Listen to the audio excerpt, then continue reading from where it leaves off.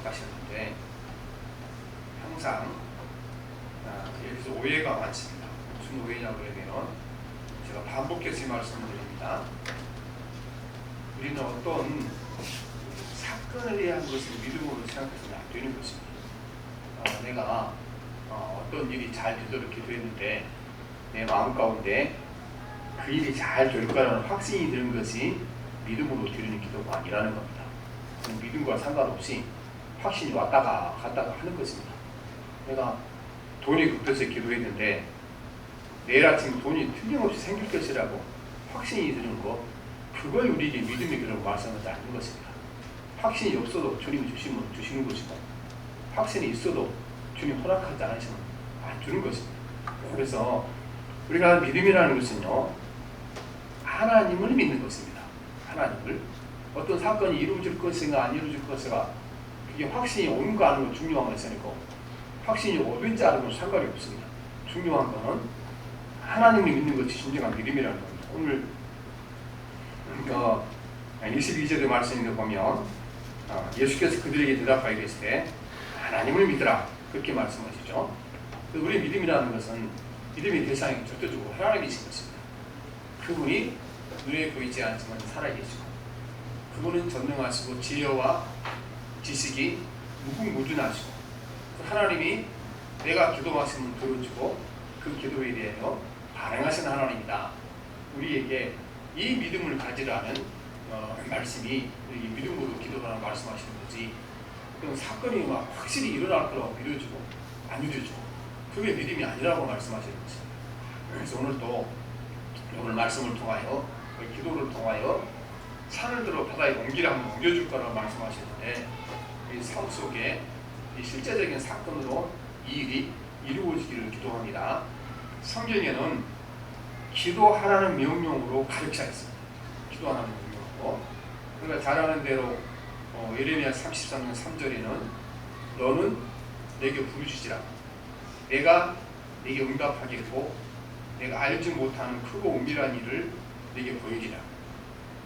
데살로니가전서 5장 17절에는 쉬지 말고 기도하라 말씀하셨고, 에베소서 6장 18절에는 모든 기도와 간구를 하되 항상 성령 안에서 기도하고 이를 위하여 깨어 구하기를 항상 힘쓰며 성도를 위하여 구하라 말씀하십니다. 그래서 기도하라는 말씀이요, 이것은 우리에게 명령으로 주어진 것입니다. 명령으로. 생각나면 기도하고 안 하면 아니고, 그러니까 명령으로 주어진 것은 하기 시도해야 되고 힘들어도 해야 하고 기도는 꼭 해야 하는 것이기 때문에 기도하라는 명령에 순종해야 되겠습니다.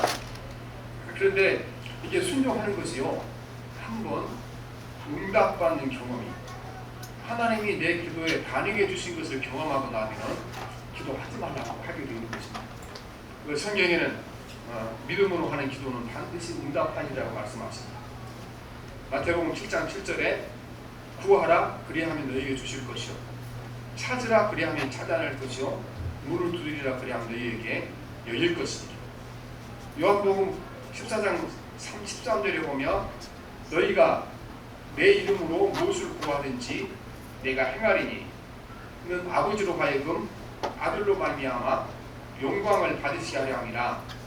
내 이름으로 무엇이든지 내게 구하며 내가 행하리라 말씀을 하고 있는 것입니다. 그런데 대부분의 말씀이요, 인용으로 하자니 실제적으로 무엇이든지 구하면 다 이루어지리라, 이 말씀을 믿는 사람이 별로 없습니다.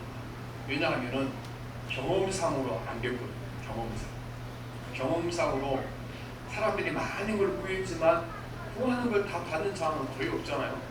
예수 잘 믿는 사람도 경험상으로 사람들이 구하는 대로 다 받으리라, 그걸 믿지 않는 사람이 많습니다.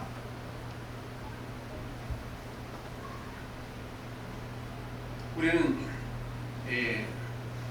성경에 보면 예수님께서도 분명히 모든 것 아니라는 말씀 가운데 한계가 들어있습니다. 한계가. 이 도미를 벗어나는 기도에 대해서는 이룰 수 없다고 말씀하셨는데, 무엇인지 아래 우리는 이 한계를 꼭 기억해야 되는 것입니다. 사람들도 네가 원하는 거 말해봐, 무엇인지 내가 해줄게 그러잖아요.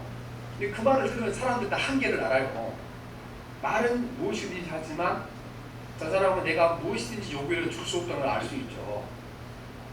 그 이웃집에 사는 꼬마가 예뻐서 어떤 할아버지가 편의점에 데려갔어요. 거기서 네가 원하는 거 골라와라, 다 사줄게. 그러면은 벌써 한계가 있는 거예요. 그 아예 무슨 한계가 있습니까? 편의점 안에 있는 물건을 다 사준다는 얘기지. 다른 거 필요한 거 뭐 옷도 사주고 집도 사고 이건 아니에요. 저는 백화점에 뭐 부모가 아이를 데리고 와서 여기 있는 것 중에 좋은 거 다 골라봐라, 내가 사줄게. 그러면 아이도 알아요. 백화점 거기 진열대 안에 있는 물건을 사준다는 얘기지. 백화점 자체를 사서 자녀에게 준다는 얘기는 아니잖아요. 그렇지, 우리가 백화점에 가서 원하는 거 다 골라봐 그랬을 때 백화점을 사줄 거라고 믿는 사람은 없죠. 북조선은 있겠지만. 그런데 하나님께서도요, 사람에게 무엇이든지 준다고 말씀하실 때 우리가 분명히 그 말씀 안에는 한계가 있다는 것을 기억하셔야 되는 것입니다. 그러나 그 한계가 사람과는 분명히 다릅니다. 사람은 능력의 한계 때문에 한계가 있거든요. 뭐 자기 손자 데리고 와서 백화점에 물건 다 사주고 백화점까지 사줘서 경영자를 만들어주면 다 좋겠죠. 할아버지가. 그렇죠. 그런데 알고 있잖아요. 본인도 알고 손자도 알고 자기 할아버지가 백화점에 있는 물건 몇 개는 사줄 수 있지만 백화점 건물 자체를 사줄 수 없다는 걸 알고 있잖아요. 오늘도 우리가 사랑하는 사람들에게 무엇이든지 다 해주고 싶지만 해주지 못한 안타까움이 어디서 옵니까? 내 능력이 한계 때문이죠. 능력이 한계 때문에. 그러나 하나님께서 우리에게 무엇이든지 응답하겠다고 말씀하셨는데 거기는 분명히 한계가 있습니다. 무슨 한계가 있습니까? 하나님이 말씀하신 무엇인지 아는 여러분, 하나님의 성품의 한계가 있습니다. 성품이. 하나님께서 무엇이든지 준다고 말씀하셨지만요, 하나님의 성품에 어긋난 건 주시지 않습니다. 하나님의 선하심에 어긋난 것은 주시지 않습니다. 우리에게 또 하나님 도왔을 때 유익하지 않는 건 주시지 않는 것입니다. 그래서 우리는 예수님께서 하신 말씀 가운데 무엇이든지 안에 한계가 있다. 한계. 그래서 한계라는 뭔가 하나님의 성품 자체가 한계라는 겁니다. 그분이 선하신 하나님의 성품을 어긋나고 우리에게 주시지는 않습니다. 그래서 이제 예수님께서 내 이름으로 구원한 자에게 예수님 이름이 합당하지 않는 것은 죄된다고 말씀하시죠. 오늘 말씀에 보면 예수님께서 무엇이든지 구하면 다 준다. 심지어 산이 바다에 옮겨져야 옮겨질 거라 말씀하셨는데 우리가 실제로 보면 산이 바다에 옮겨진 것을 이게 가능한가 일이 생각할 때가 많죠. 예수님께서 가능하지 않는 일을 말씀하지 않죠. 오늘 말씀에 보면 누구든지 기도하면 산이 바다로 옮겨질 역사가 일어났고 우리에게 말씀을 하고 있습니다. 오늘 말씀 예수님께서 예루살렘에서 배단이 숙소로 왔다 갔다 하시게 일어난 일이거든요. 또 우리가 보면 그 서울에 뭐 신라 호텔이나 이런 뭐 모텔 같은 게 비싸잖아요, 값이. 그런데 조금 떨어져서 뭐 인천이나 수원 같은 데 가면 요가비가 싸요. 예수님께서 가실 때가 예루살렘 가실 때가 6월절이라고 예루살렘에 수많은 사람이 모여들 때거든요. 그러면 예루살렘 성내의 모든 요가는 너무 비싸요. 예수님께서 가난하셨잖아요. 예수님께서 제자들 12명에서 13명이 묵고 자고 할 돈이 거기는 없죠. 그러니까 숙소고 좀 싼 곳으로 베단이라는 거 합니다. 베단이가 예루살렘에서 한 10리쯤 떨어진 곳이고 또 특별히 거기 가면 나사로와 마르다가 사는 집이 거기 있었으니까 예수님께서 아마 그 집이 상당히 넓어서 거기가 숙소를 많이 해결하셨으니까 거기 하셨죠. 그래서 아침에 주무시고 이제 일 보시기와 예루살렘으로 오시는데 거기 무화과 나무 하나가 무화과 잎사귀가 아주 무성하게 된 나무가 있었습니다. 무화과 잎사귀가 무성해지면 열매도 맺히죠. 말 그대로 꽃이 안 피고 그냥 잎사귀와 함께 열매가 맺히니까 예수님께서 가서 봐셨더니 무화과 나무에 무화과 하나도 열려있지 않았습니다. 그래서 예수님께서 무화과 나무를 저주를 하셨습니다. 오늘 우리가 11장 14절에 보면 예수께서 나무에게 말씀하여 이르시되 이제부터 영원토록 사람이 내게서 열매를 따먹지 못하리라 하시니 제자들이 이를 듣더라. 이렇게 말씀했습니다.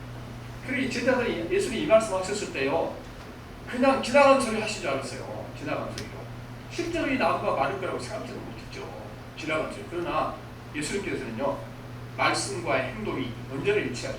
말씀 자체가 곧 사건이고 사건 자체가 말씀이고 그렇게 하는 거죠. 그래서 우리가 말씀을 듣는 것도 사건이 연속입니다. 그렇게 하고 이제 그날 저녁에 예루살렘에서 일을 보시고 또 주무시러 내려왔잖아요, 배낭 위로. 근데 늦게 내려오시다 보니까 그 나무는 못 본 거예요.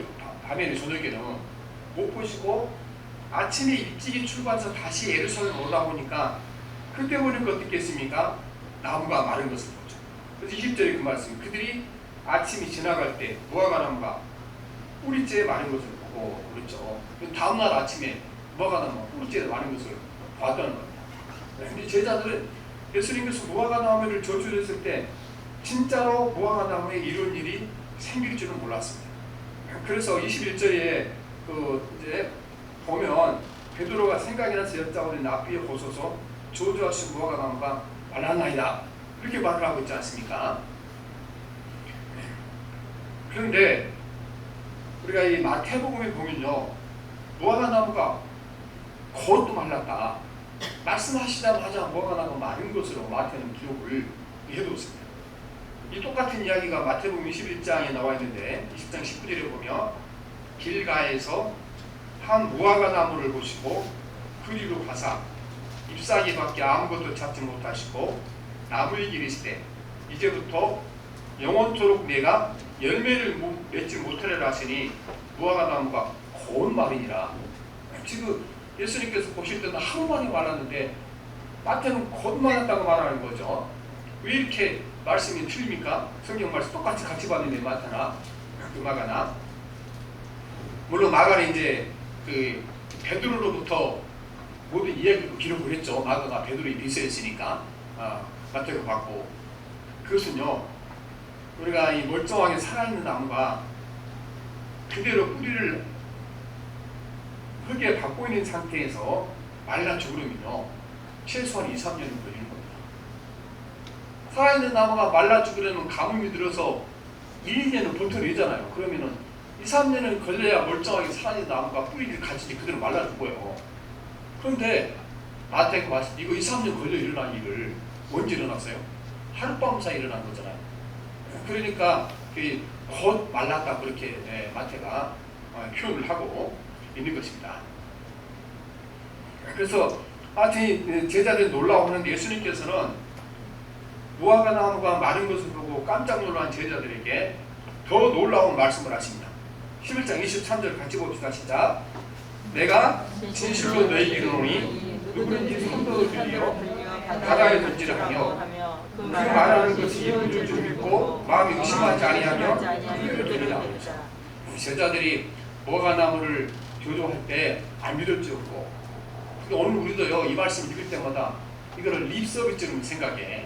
그러니까 주님이 그냥 하신 말씀이 진짜로 무슨 산이 바다에 옮겨지냐 말씀하시는데, 진짜로 여러분 우리가 믿음으로 기도하면 산이 바다로 옮겨지는 것입니다.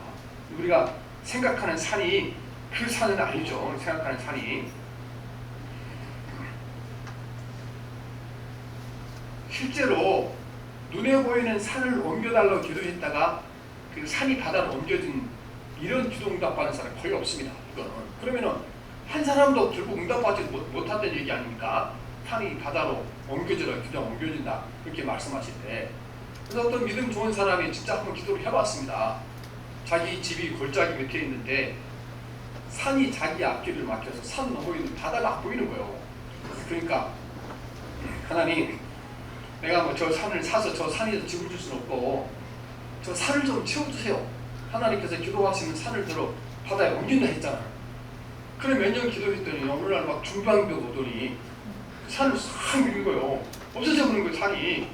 그런데 1년쯤 땅을 다 뒤지는 거기다가요 높은 빌딩, 그 다음에 아파트 짓기 시작하면 산보다 더 높아져 버린 거예요. 그래서 우리가 산을 들어 바다에 옮겨져 기도한다? 그 산이 아니에요. 예수님께서 말씀 산이 그 산이 아니고, 이것은 예수님께서 비유법을 사용하는 것입니다. 많은 성경을 이 문자적으로 읽은 사람은 문제죠. 왜냐하면요, 모든 글은 거기에 문학적인 방식과 형식으로 사용하거든요. 예수님께서 말씀은 산이 은유법입니다. 은유법. 이거는요, 우리가 인생을 살아가는데 우리 앞길을 막는 커다란 장애물을 일으켜서 산이라고 표현하신 거예요. 그 산이 너무 높아 에베레스트 산같이 높이 막고 있고, 또 뭐 나폴레옹이 넘었다는 알프스 산처럼 높이 앞길을 막고 있고, 그래서 인간의 힘으로는 도저히 해결할 수 없는 내 인생의 앞길에 큰 장애물을 산이라고 말씀하신 것이지, 우리에게 산을 들어 바다에 옮겨다가 기도하는 말씀은 아니라는 것입니다. 산처럼 우리 앞길을 막는 환란이 왔을 때 기도하라는 말씀인 것입니다. 실제로 이 기도가 돼서 이루어지면 큰일 나요. 왜냐하면 누군가가 아주 믿음 좋은 사람이 하나님 저 에베레스트 산이 태평양에 쿵 빠지게 하소서, 빠져봐요. 지구가 망해요. 지금 저 북극에서 얼음덩이는 조금 녹아서 수면이 지금 높아져서 난리잖아요. 태평양 안에 지금 작은 나라가 없어진다고. 그런데 희망의 산이 그냥 풍덩하고 태평양에 빠져봐요. 얼마나 수위가 높아지겠어요. 웬만한 육지는 다 바다가 되게 부산 없어질지도 몰라요.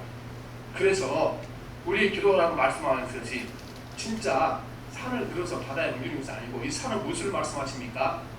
인간이 자기 힘과 자기 노력으로는 절대로 해결할 수 없는 그 장애물을 일컬어 산이라고 말씀한다, 그 말씀인 것입니다.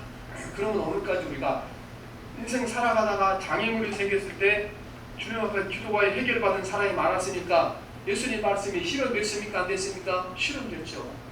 바다가 옮겨서 바다에 빠지는 역사가 일어나고 있는 것입니다. 분명히 주님이 말씀하신 대로 산은 기도하면 바다로 옮겨지는 역사가 우리 삶 가운데 이루어져 가고 있는 줄을 믿습니다. 그런데 문제는요, 어떤 길을 가로막고 있는 장면을 말씀하시면 이게 문제입니다. 이게 우리가 한계가 있다고 했잖아요. 한계. 예수님께서 산처럼 너의 앞을 가로막고 있는 것들, 이거를 기도하면 치워주시다 말씀하신데, 주님께서 분명히 모든 길을 다 그렇게 해준다 말씀하지 않습니다. 주님께서 우리 가는데 세상의 성공과 세상의 영광을 위해서 내가 앞길 가는 때 그 길을 막는 것, 그를 치워줘도 약속하잖아요. 근데 많은 사람들이요, 그렇게 착각한 사람이 많습니다. 내가 인생 살아가다가 성공 가도를 달리다가 내 앞길을 막는 장애물이 생기면 그때 기도하며 하나님께서 그 장애물을 치워주실 거라고, 환경이니 사람이든지 치워주실 거라고 생각한 사람이 많습니다. 그러나 분명히 주님께서 우리에게 이 산처럼 내 앞길을 막는 장애물을 치워준다 말씀하신 것은요, 내가 내 성공을 위해서, 내 영광을 위해요 가는 길, 그 길에 장애물이 생기는 무엇이니 치워준다고 말씀하신 것이 아니라는 걸 꼭 기억해야 할 줄 믿습니다. 우리나라 사람들 가운데 유명한 기업인들 가운데요, 예수 믿는 사람들이 많습니다. 그 중에 기업하다가 망한 사람도 많죠.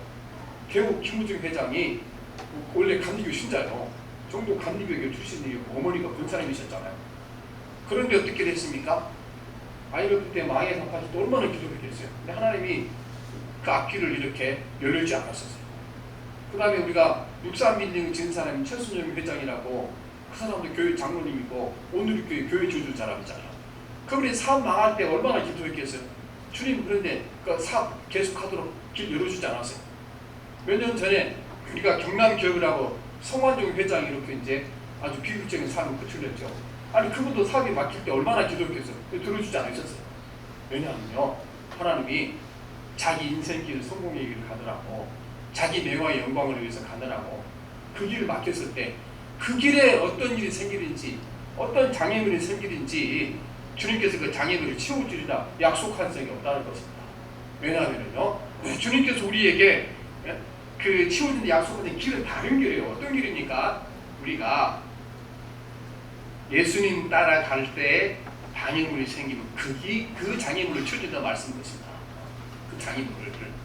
그런데 우리가 자꾸 거꾸로 기도하는 거야. 세상에서 내 성공과 내 영광과 내 명예를 위해서는 그 길을 주님께서 치워줄 걸 말씀하시는데, 주님의 약속 어떻게 말씀하십니까? 예수님 따라가는데 방해가는 장애물이 생기거든 기도하라. 그 그때는 내가 무슨 기도든지 다 응답하겠다고 말씀하시는 것입니다. 그래서 우리가 내가 예수님 따라가다가 예수님 이것이 방해가 돼서요 장애물이 돼서 내가 주님 못 따라가겠어요. 우리가 그 문제에 대해서 기도하기는 어떻습니까? 100% 응답한다고 말씀하셨습니다. 우리가 예수 믿는다는 것은 예수님 따라가는 거잖아요. 예수님 가신 길 따라가는 거고 그분의 성품을 닮아가는 거잖아요. 예수님께서 그런데 우리가 주님 따라가는데 어떤 장애물이 가장 큰 장애물인가 말씀하셨거든요. 어떤 장애물이 가장 큰 장애물입니까? 예수님께서는요 이 자신이 가장 큰 장애물입니다. 이 자신이. 우리는 뭐 환경이나 다른 사람이 큰 장애물을 생각하는데 우리 예수님 성품과 그분의 길을 따라가는 가장 큰 장애물은 내 자신이 가장 큰 장애물입니다. 그래서 주님께서 어떻게 말씀하셨습니까? 마가복음 8장 34절에 보면 무리와 제자들을 불리 이르시되 누구든지 나를 따라오려거든 자기를 부인하고 자기 십자가를 지고 나를 따를 것입니다. 누가 가장 큰 장애물입니까? 자기를 부인하고 네 자신이 가장 큰 장애물이라고 말씀하십니다. 사도 바울은요 자기가 이거를 경험적으로 경험하고 나서 이거를 좀 우리가 좀 더 쉽게 표현을 했거든요. 쉽게 표현을 했어요. 로마서 7장 21절에 보면 내가 한 법을 깨달았노니 곧 선을 행하기 원하는 나에게 악이 함께 있는 것이로다. 내 속사람으로는 하나님의 법을 즐거워하되 내 지체 속에 한 다른 법이 내 마음의 법과 싸워 내 지체 속에 있는 죄의 법으로 나를 사로잡는 것을 보는도다. 오라 나는 공고한 사람이로다. 이 사망의 몸에서 누가 나를 건져내라 말씀하시는 것입니다. 그래서 우리가 가장 큰 방해물은 내 자신이라는 겁니다. 하나님 말씀대로 살고 싶은데 하나님 말씀대로 살지 못하는 방해나 방해꾼도 누구 안에 있습니까? 내 안에 있는 겁니다. 내는 겸손하게 낮아지고 살고 싶은데 우리 안에서 끊임없이 교만하고 높아져서 남들 위에 서고자 하는 생각이 끊임없이 올라오게 되는 거죠. 그래서 그런 주님 따라가는데 장애물이 생기게 되면 지워주다가 말씀하겠습니다. 이 사도 바울은요 정말 이것이 내가 주의 뜻대로 살고 싶은데 내 마음에 그것을 방해하는 모든 생각들, 감정들, 욕심들 이걸 생각하고 절망에 빠지죠. 이 사도 바울은요 이 산이 에베레스트 산처럼 높았고 알프 산처럼 높은 겁니다. 그러니까 오호라 나는 공고한 자다. 이렇게 탄식하고 있는 것을 보게 되는 것입니다. 예수님께서는요 우리가 예수님 따라가는데 가지 못하도록 방해하는 장애물을 세 가지로 분별해서 말씀하십니다. 주님께서 그 씨 뿌리는 비유의 말씀에서 보게 하면 세 가지로 말씀하지요. 세 가지로. 첫째는 새들이 우리가 주님 따라가지 못하도록 막을 것이다. 그렇게 말씀하죠. 새들이. 말씀이 길가에 뿌려졌다는 것은 이들을 가리키면 곧 말씀을 들을 때 사탄의 즉시 와서 그들에게 뿌려진 말씀을 빼앗는 것이거든요. 다른 말씀은 새들의 씨앗을 물어간 것처럼 앞에 보면은 사탄이 내 마음 가운데 있는 기쁨을 빼앗아가라고 말씀하고 있는 것입니다. 새라는 것은 우리는 이 세상의 기쁨과 즐거움, 세상의 풍조 이것들이 잠시 누렸던 기쁨을 빼앗아가라고 말씀하시는 것입니다. 그래서 오늘도 우리가 이 세상의 풍조 또 세상의 모든 일의 즐거움이 하나님 말씀 따라가지 못하도록 막는 건데 이 산을 넘어서도록 우리를 돕겠다는 말씀이 바로 주님께서 말씀하신 산을 들어 바다에 옮긴다는 말씀인 것입니다. 둘째는 주님께서 돌들이 우리가 주를 따라가지 못하게 막을 것이라고 말씀입니다. 돌들이 또 이와 같이 돌밭에 뿌려졌다는 것은 이들을 가리키니 곧 말씀을 들을 때에 즉시 기쁨으로 받으나 그 속에 뿌리가 없어 잠깐 견디다가 말씀으로 인하여 환난이나 박해가 일어날 때에는 곧 넘어지는 자에 말씀하시는데 요즘도요 악기를 막는 데 가장 많이 사용하는 그런 물질이 뭡니까? 돌이잖아요. 돌로 우리가 옛날에 집도 막아놓고 울타리도 만들어놓고 또 큰 성을 쌓아도 적군이 찾아오지 못하게 만드는데 우리 마음 가운데 거친 돌에 들어와 있으면서 이 돌이 우리 마음을 눌러서 우리가 생명력을 약하게 만들어서 환난과 박해를 이기지 못하게 했던 주를 따라가지 못한다고 말씀하시는 것입니다. 그 다음에 우리가 셋째는 주님께서 우리가 주님 따라 가는 길에 방해가 오는가 가시가 우리에게 방해거려요. 가시가. 어떤 일은 가시떨기에 뿌려진 자니 이들은 말씀을 듣기는 하되 세상의 염려와 유혹과 기타 욕심이 들어와 말씀을 막아 결실하지 못하는 자에 말씀하십니다. 그래서 돈은요 우리 마음 가운데 있는 나쁜 것입니다. 나쁜 거. 박혀와 환란인데 그 다음에 가시라는 것은요 좋은 것이에요. 사람 보기에 좋은 거. 이거는 우리가 재물과 또 유혹과 이런 것들 우리가 들으면 승리하지 못한다고 말씀하시는 것입니다. 그래서 우리가 주님 앞에요 이런 것들을 주님이 치워주도록 기도하시게 되면 반드시 이 장애물을 치워주신다고 말씀을 하고 있는 것입니다. 그러므로 제일 중요한 것은요 주님께서 우리에게 산처럼 우리 앞길을 가로막는 것들을 기도하며 산이 바다에 옮겨지는 것처럼 옮겨준다고 말씀하시는데 이 산이라는 것이 어떻습니까?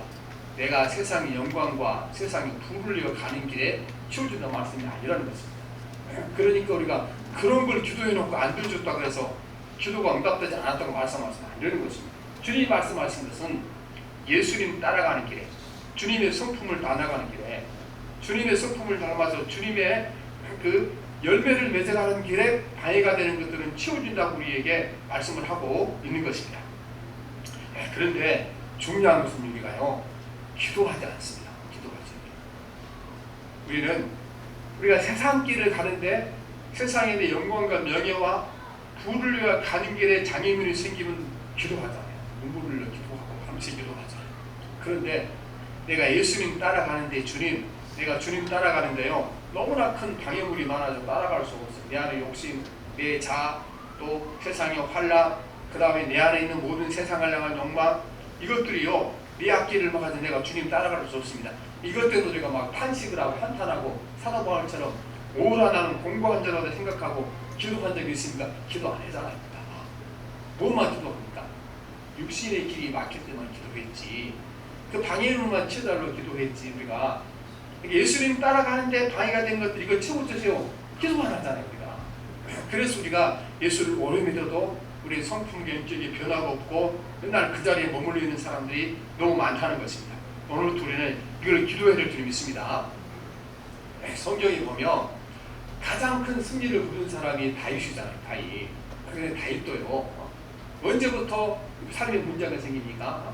성경에 보면 3일 4일 보면 다윗이 가는 곳마다 이기더라 말씀하시거든요. 근데 가는 곳마다 이기더라 했는데 이 승리가요 하나님 앞에 가는데 큰 장애물이었죠.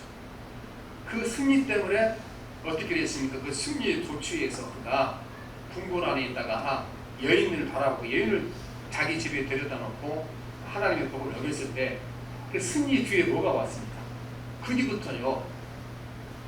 그 뒤부터 다윗에게 승리는 없었습니다. 괴로움과 고난만 그 삶이 있었잖아요. 그래서 우리는 세상의 성공과 승리 이것이 하나님 따라가는 데는 큰 방해가 될 수 있다. 그러니까 주님께서 방해가 되면 우리에게 주시겠어요? 주시지 않잖아요. 솔로몬도 마찬가지죠. 솔로몬이 기도하고 지혜를 얻어서 어땠습니까? 거기 지혜와 부와 모든 것을 번성해 주죠. 그 번성의 끝이 뭐예요? 번영의 끝이요. 하나님 배반하는 것이 번영의 끝이었어요. 그래서 주님께서 우리가 가장 귀중한 것은 우리가 세상에서 뭐 이렇게 날아가도록 세상 일이 잘 되도록 문제를 해결해 주는 거 그게 주님 따라가는 거예요. 예수님 십자가 가지고 따라가는 게 별로 도움이 안 된다는 말씀인 것입니다. 그런데 주변에 보면 우리가 이제 큰 교회를 하다가 나중에 문제가 생기는 분들 많잖아요. 내가 조용히 생각해 볼 때 저분이 저렇게 큰 교회를 하고 교인들이 한 50명이나 100명이 있으면 하나님 앞에 신실하게 살아갔을 분인데 저 성공이 그 사람이 신앙을 망치고 주님 앞에 지금 생명을 놓쳤구나 그렇게 생각할 때가 많습니다. 그래서 오늘 또 주님이 우리에게 기대하시는 뭘 기대하십니까? 우리가 어떤 장애물과 방해물이 생겨도 이겨내고 예수님 따라가는 그 길을 열어주시기를 원한다는 말씀을 꼭 기억하실 줄 믿습니다. 오늘도 여러분 우리가 이 산을 들어 바다에 옮겨지리라 이 기도가 오늘도 이루어져 가야겠고 수많은 사람이 기도를 경험한 줄 믿습니다. 우리가 진짜 산이 바다에 옮겨질 거라고 그렇게 말씀 이어가다니까 이것이 밉서부처럼 들리는 거지 주님은 이렇게 진짜로 산이 바다로 옮길 이 말씀이 아니에요. 산처럼 우리 앞길을 막고 있는 어려움들 기도하면 반드시 치워지리라. 근데 어떤 길을 갈 때 방해물을 치워줍니까? 내가 예수님 따라가는데 하나님 나라 가는데 방해가 되는 것들을 치워주도록 약속하신 것이지 세상에 내 선것과 내 영광을 위해 가는 그 길에 장애물을 치워주지는 않습니다. 그러나 주께서 우리에게 주님 따라가는 그 길에 치워주게 되고 주님 따라가는 길에 성공하게 되며 나머지 모든 세상 길에 또 저절로 열리는 역사가 일어나게 될 줄 믿습니다. 이렇게 기도합니다.